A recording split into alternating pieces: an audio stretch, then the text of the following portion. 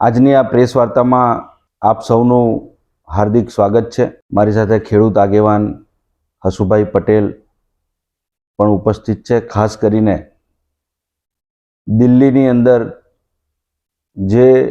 ચલો દિલ્હીના નારાથી ખેડૂત આંદોલન સમગ્ર દેશની અંદર શરૂ થયેલું છે અને આવતીકાલે તારીખ 16મી ફેબ્રુઆરીએ ભારત બંધનું એલાન કરવામાં આવેલું છે। આ ભારત બંધના એલાનની અંદર દક્ષિણ ગુજરાતમાં ડૉક્ટર તુષાર ચૌધરી ખેડબ્રહ્માના ધારાસભ્યશ્રી છે, માજી કેન્દ્રીય મંત્રી છે, અનંત પટેલ ધારાસભ્ય વાંસદા આદિવાસી સેલના ગુજરાતના પ્રમુખ પણ છે, દર્શન નાયક પ્રદેશ મહામંત્રી છે અને અમારા ચારેય આગેવાનો જે છે એ આ સમગ્ર આંદોલનને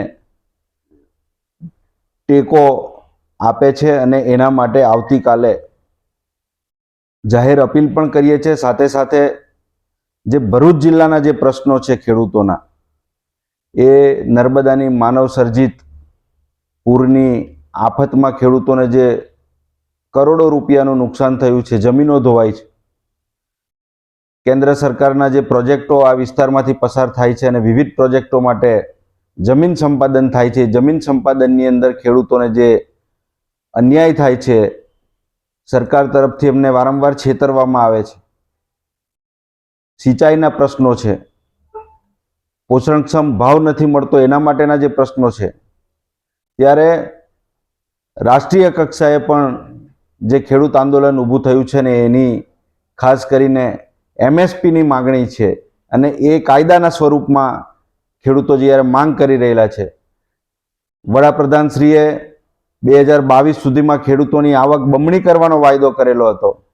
અને એમાં શું થયું એ આપણી નજર સમક્ષ છે કે આજે ખેડૂતોની દયનીય હાલત છે। કપાસના પાક ખેડૂતો મહા મહેનતે પકવે છે, આમ છતાં એને 7,000 રૂપિયાનો ટેકાનો જે ભાવ છે, એમએસપી છે, એ પણ આજે મળતા નથી। ત્યારે એવું તમામ પાકોની અંદર આ સ્થિતિ છે અને એના માટે ખેડૂતો એમએસપીની ગેરંટી માગે છે। મોદી જ્યારે છાટી ઠોકીને ગેરંટીની વાત કરતા હોય, મોદી ગેરંટીની વાત કરતા હોય, ત્યારે આ એમએસપીની ગેરંટી ખેડૂતો માગે છે। ખેડૂતોને સિંચાઈના પાણીની જરૂર છે, ખેડૂતોને સસ્તા ખાતર અને બિયારણની જરૂર છે, સસ્તી વીજળીની જરૂર છે। આ તમામ માગોની સાથે સાથે ખેડૂતોને, ખેત મજૂરોને જે અન્યાય થાય છે એના પેન્શનની વાત પણ કરી છે। ત્યારે એ તમામ જે 12 મુદ્દાઓનો જે કાર્યક્રમ છે એ અહીંયાથી આપ સૌને ડિસ્ટ્રીબ્યુટ કરવામાં આવેલો છે। એ તમામ માગણીઓને લઈને આવતીકાલે સમગ્ર ગુજરાત, ભરૂચ અને દક્ષિણ ગુજરાત બંધ રહે એના માટેની અમે અપીલ કરીએ છીએ। પોલીસની પણ આવતીકાલે અગ્નિ પરીક્ષા છે, કારણ કે ભારતીય જનતા પાર્ટીના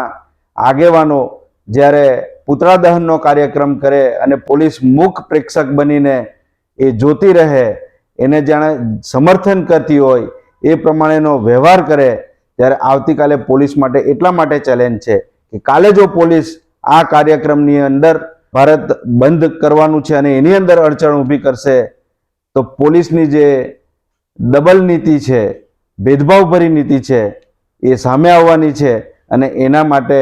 અમે પોલીસને પણ ચેતવવા માગીએ છીએ કે તમે જો વાલા દવલાની નીતિ અપનાવશો તો એ કદાપી ચલાવી લેવામાં નહીં આવે। ખેડૂતોને પણ મારી વિનંતી છે, જે ભરૂચ જિલ્લાના જે ખેડૂતો છે, જેને જમીન સંપાદનની અંદર વળતરમાં ન્યાય થયેલું છે, જે આખો નર્મદાનો જે પટ્ટો છે એ માનવ સર્જિત પૂરના કારણે ખેતી નષ્ટ થયેલી છે, એ તમામ ખેડૂતો જ્યાં હોય ત્યાં પોતાનું કામકાજ બંધ કરે અને ખેતીની સાથે સાથે જે વ્યાપારીઓ છે, આમ જનતા છે, એને પણ આ બંધના એલાનને સફળ બનાવવામાં સહયોગ આપવા માટે મારી વિનંતી છે, અપીલ છે।